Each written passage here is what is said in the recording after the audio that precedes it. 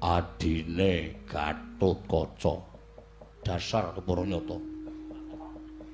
Sapa kowe? Kowe wis ngerti arep aku dadak takon. Lho, iki piye to iki? Kowe adine Antarja. Heeh. Jenengmu sapa? Alah wong sampeyan ki ngerti kok dadak takon. Aku ora ngerti. Ngerti wae, dosa lho ngapusi ayo. Ngerti to? Jenengmu Antasena.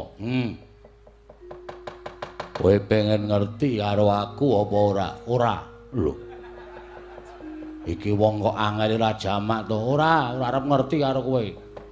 Mergo aku ya wis ngerti karo kowe. Lho, aku sapa? Tak sebut nang ngene. Aku tak bengok. Sapa? Kupinge dhuwur banget ya hartane.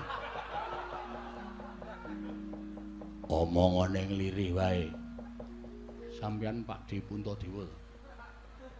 Lho kok ngerti wae. Padhake nek liyane ora ngerti, ning nek aku ngerti kok iso dadi gedhe, Dik. Monggo biasane sampeyan ki sok sambat angel gedhe to. Mergo ora nesu. Wo nek nesu gedhe, iya. Mula aja sok nesu Dik, ndak mbebayani. Nek wis gedhe semono kuwi sapa sing arep ngendhake kamurkaning Pak Di Puntadewa? Jagat ki nganti meh jomplang. Miring jagate, sing sisih wetan tok idak, sing sisih kulon okahe menungsa wae ora iso nandingi bobote Pak Di Darmakusuma. Iya. Pandhawane endi, Dik? Tok pangan po?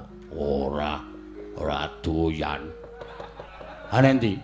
Mengko kowe tak critani. Ora usah wedi, mengko tak critani. Sik, sampeyan nang kene sik ya. Arep ngopo? Tak gawene bingung. Sapa?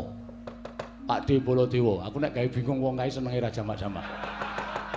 Arep gawe bingung piye? Pak De, ketiwasan Pak De.